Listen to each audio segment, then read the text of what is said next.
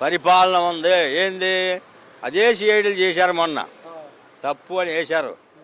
52 రోజులు జైల్లో ఉన్నాడు, బెయిల్ మీద తిరుగుతున్నాడు. ఏ బెయిలు?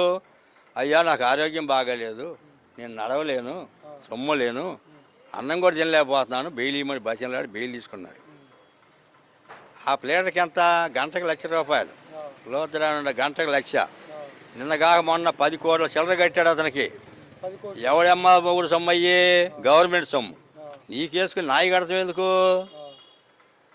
ప్రైవేట్ కేసులు కూడా అయ్యే, ఆయనే డబ్బులు మొత్తం వృధా చేస్తున్నాడు. చేసుకో, నువ్వు ఉండ ఏదైనా చేసుకో. ఆఖరి మేము కూడా చెబుతాం, ఏసారి పార్టీ తరపున మమ్మల్ని కూడా అరెస్ట్ చేసుకో, జైల్లో పెట్టుకు ఎక్కడైనా పెట్టుకో. అది నీ టైం. మాట వేయించినా మేము చూపిస్తాం. అంతేగాని నీకు కొడితే దెబ్బలు తగులుతాయి, మానిపోతాయి, మనసులో గాయాన్ని తీసేయలేవుగా. రాజశేఖర రెడ్డి ఉంటే ఆరోగ్యశ్రీ పెట్టాడు, కానీ ఇప్పుడు కూడా చెప్పుకుంటారు ఆరోగ్యశ్రీ రెడ్డి రాజశేఖర రెడ్డి గుర్తు తెస్తాడు. నీ పథకం చెప్పి ఒక్కడున్నా ఏదన్నా బయటకు వచ్చే దమ్ము ధైర్యం ఉందా నీకు?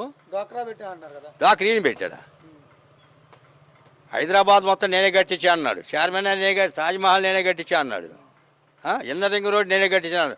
మరి ఎయిర్పోర్ట్ నేనే కట్టించాను. కట్టించాడా? ఎక్కడ చెప్పు? ఎప్పుడు కట్టారు? ఎక్కడి నుంచి మొదలుపెట్టా చెప్పు?